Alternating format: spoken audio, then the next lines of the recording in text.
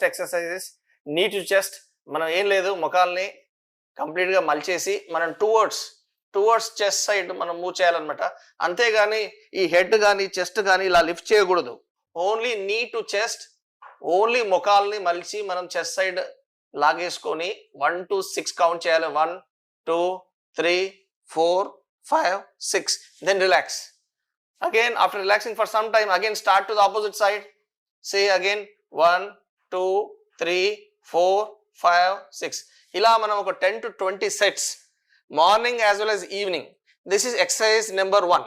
Number 2, మనం కాల్ని ఈ విధంగా ఫ్లెక్స్ చేసేసి మనం స్ట్రేట్ లెగ్ రేజింగ్ టెస్ట్ అంటాం. స్ట్రేట్ లెగ్ రేజింగ్ టెస్ట్లో ఆల్మోస్ట్ 90 degrees దగ్గర పంపిస్తాం. బట్ ఇక్కడ మనం జస్ట్ ఒక 40 degrees వరకు లేపేసి ఈ విధంగా ఉంచేసి 1 2 3 4 5 6. Then relax.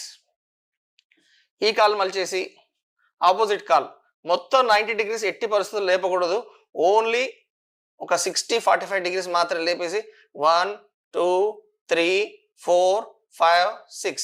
ఈ ఎక్సర్సైజెస్ మనకి ఏదైతే ఫ్రెష్ డిస్క్ బయటకు వచ్చిన తర్వాత పెయిన్ అంతా రిలీవ్ అయ్యాక చేయాల్సిన ఎక్సర్సైజ్. జాగ్రత్తగా గుర్తుపెట్టుకోండి.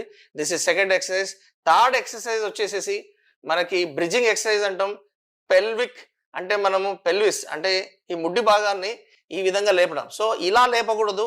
ఇక్కడ ఏంటంటే ముడ్డి భాగము ప్లస్ ఈ ట్రంక్ ఏరియాని కూడా లేపుతున్నాం. But we should not do like this. Instead మనం ఏంటంటే ఓన్లీ ఈ కడుపు భాగము వెనుక భాగంలో ఉన్న భాగాన్ని మనం కోచ్కి ఉంచాలి.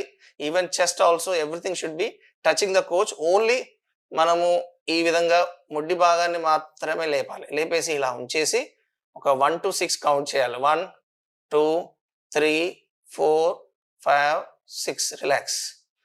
I hope you are understanding. So మనం చేయాల్సిన విధానం ఏంటంటే ఓన్లీ ఈ ముడ్డి భాగం మాత్రమే భూమి నుండి లేపాలి. మన ఛాతీ భాగము కడుపు ఇదంతా కూడా మన కోచ్కి టచ్ అయ్యే ఉండాలి. See again 1 2 3 4 5 6. రిలాక్స్.